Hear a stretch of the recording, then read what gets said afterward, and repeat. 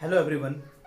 आज के इस वीडियो लेक्चर में हम नेचर ऑफ मैनेजमेंट जो है, नेचर उसको बोल सकते हैं, दूसरे टर्म्स में उसको कैरेक्टरिस्टिक्स भी बोल सकते हैं। तो नेचर और कैरेक्टरिस्टिक्स ऑफ मैनेजमेंट जो है उसके बारे में डिस्कस करेंगे। देखो, आगे हमने देखा management is an art of getting work done from other with help of planning, organising, directing, controlling it.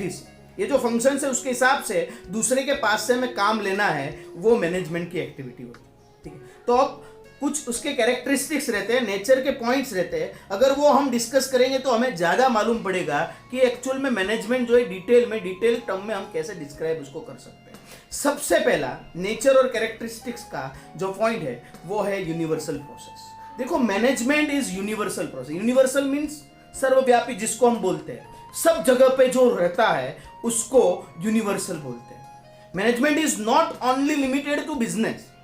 Business के लिए ही मैनेजमेंट होता है ऐसा नहीं होता है।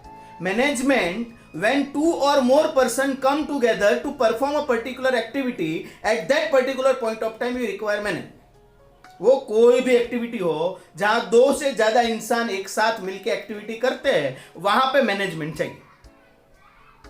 ठीक है, वो स्पोर्ट्स हो, रिलीजियस एक्टिविटी हो, सोशल हो, इकोनॉमिकल हो, कोई भी बिजनेस एक्टिविटी हो, कोई भी एक्टिविटी मैनेजमेंट चाहिए। That's why we can say that management is universal process because it is used in each and every field.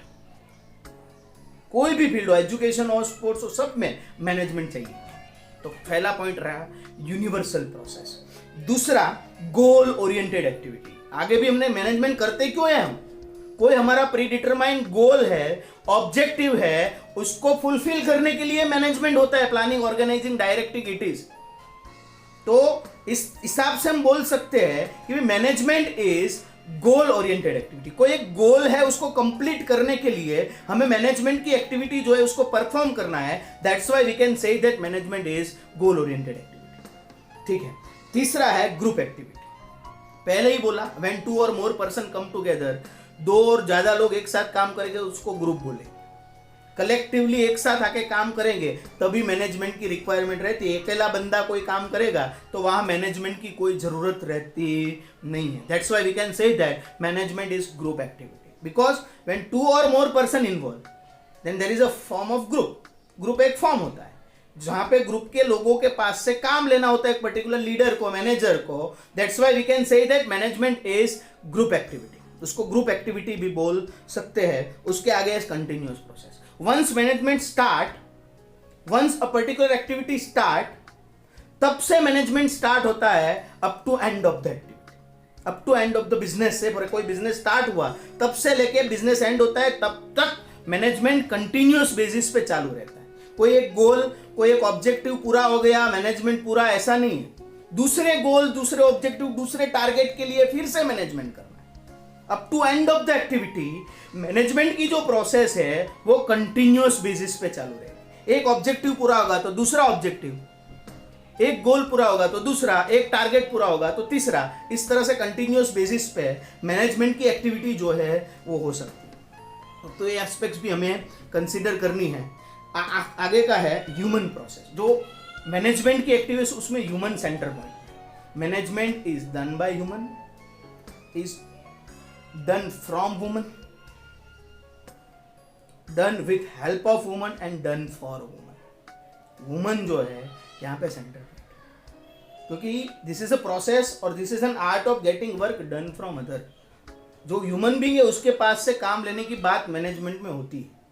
Management उसके साथ डील करता है, ह्यूमन के साथ डील करता है। ह्यूमन सेंटर पॉइंट है, इसलिए हम बोल सकते हैं कि मैनेजमेंट इज ह्यूमन प्रोसेस और ह्यूमन एक्टिविटी। आगे देखते हैं डिसीजन प्रोसेस। देखो, मैनेजमेंट जब भी हम करेंगे ना, कोई भी एस्पेक्ट का मैनेजमेंट अब अपने हाथ में लेंगे तो मैनेजमेंट के तौर पे जो एक्टिविटी हमें कब करनी है, कहाँ करनी है, कैसे करनी है, ये सब how to do, when to do, where to do, ये सब एस्पेक्ट जब हम डिस्कस करेंगे तो हमारे पास ऑप्शन आएगा। तो व्हेन टू डू तो टाइम के option, where to do place के ऑप्शन है, हाउ टू डू किस तरह से कर सकते हैं, 1 2 3 4 वे है, उसमें से कोई एक वे से हम कर सकते हैं, ऑप्शन है। When there is alternative, there is options during management, we have to take decision. Decision लेने होते हैं। That's why decision making process is very much important in management, तो ये भी एक एस्पेक्ट्स रहती है। आगे है management is science, art and profession. देखो ये सबसे इंपॉर्टेंट टॉपिक है जिसके बारे में हमें आगे डिटेल में भी डिस्कस करना है। काफ़ी सारे लोग ऐसा बोलते हैं मैनेजमेंट साइंस, क्योंकि जब जो साइंस में सिस्टमेटिक काम होता है, साइंस के अपने प्रिंसिपल्स है, रूल्स है, उसी तरह से मैनेजमेंट में सिस्टमेटिक काम होता है, उसके रूल्स है, प्रिंसिपल्स है, इसलिए मैनेजमेंट को साइंस बोलते हैं।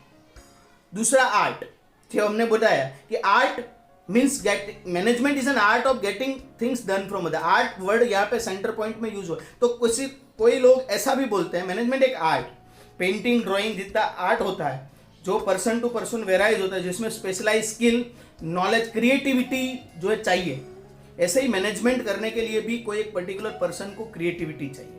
अगर उसके पास क्रिएटिविटी होगी तो इजीली वो आसान तरीके से अपना मैनेजमेंट जो है कर सकेगा।